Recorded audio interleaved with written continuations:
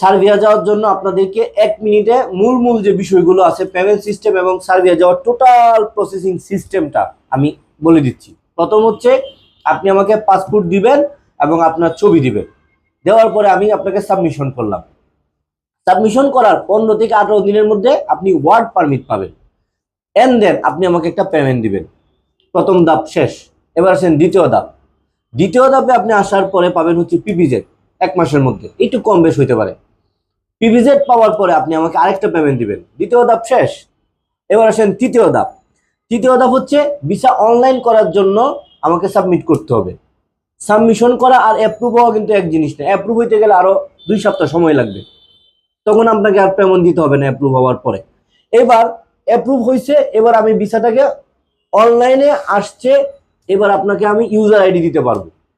আপনি দেখতে পারবেন যে আপনার ইউজার আইডি এবং পাসওয়ার্ড আসছে।